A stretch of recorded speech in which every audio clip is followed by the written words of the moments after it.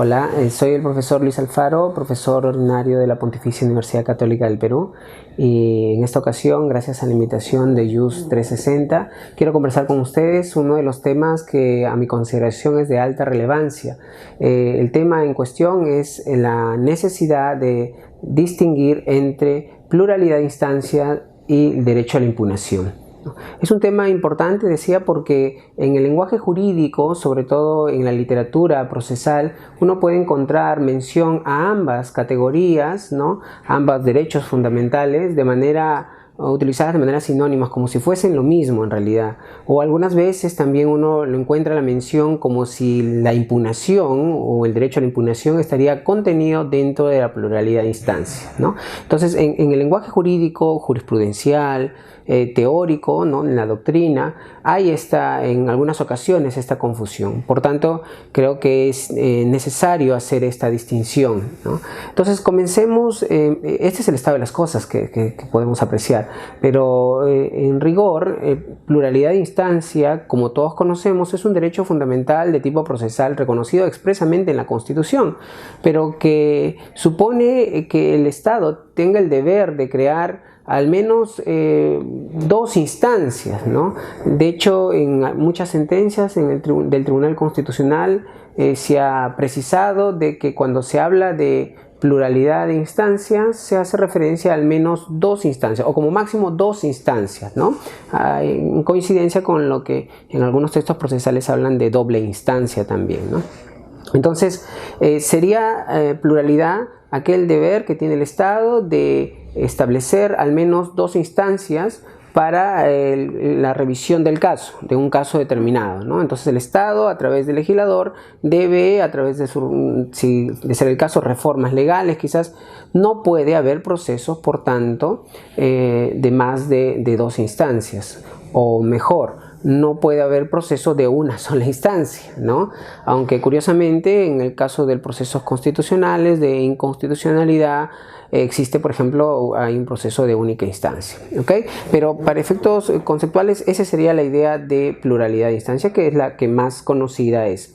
El derecho a la impugnación, más bien, como mencionaba, a veces se le asocia o se pone como contenido de la pluralidad de instancia, pero que en realidad no lo es, ¿no? Impugnación supone, cuanto menos, la posibilidad de que el ciudadano, el justiciable, estando en el proceso, se le permita la revisión de una decisión judicial, ¿sí? Entonces, cuando hablamos de impugnación, estamos haciendo referencia, en este sentido, a que se trata de un derecho que el ciudadano, el justiciable, se le permita la revisión de una decisión judicial, o que toda decisión judicial sea sometida a una revisión, ¿no? Indistintamente si esto es en la misma instancia o que se abra otra instancia, o que incluso sea el mismo juez, el mismo juzgador, quien pueda revisar su decisión judicial.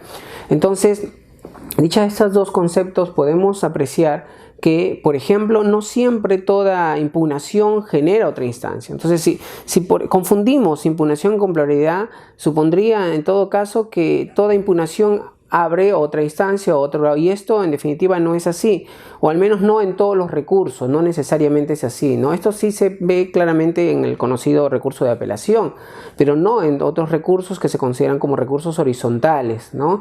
Por ejemplo, el recurso de reposición, que es en el mismo grado, incluso el mismo juez, ¿no? Aquí esta distinción es muy importante, ¿no? Porque, por ejemplo, también se puede mencionar en el proyecto de reforma del Código Procesal Civil, se pretende incorporar el llamado recurso de reconsideración, ¿no? que asumiría lo que es ahora como reposición, pero que en buena cuenta que es el mismo juez, se le está dando la oportunidad legal, ¿no? A partir de este proyecto de reforma, que sea el mismo juez quien revise las decisiones. Entonces, impugnación no necesariamente conlleva pluralidad de instancias. Esta distinción es fundamental.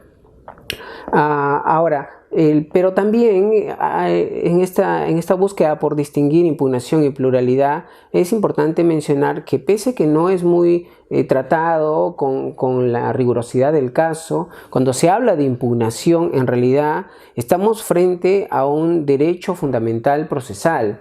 Y esto no solamente porque hay sendas sentencias del Tribunal Constitucional que así lo reconocen expresamente, sino sobre todo porque está asociado o está relacionado con el debido proceso o el justo proceso también como se conoce. ¿Por qué?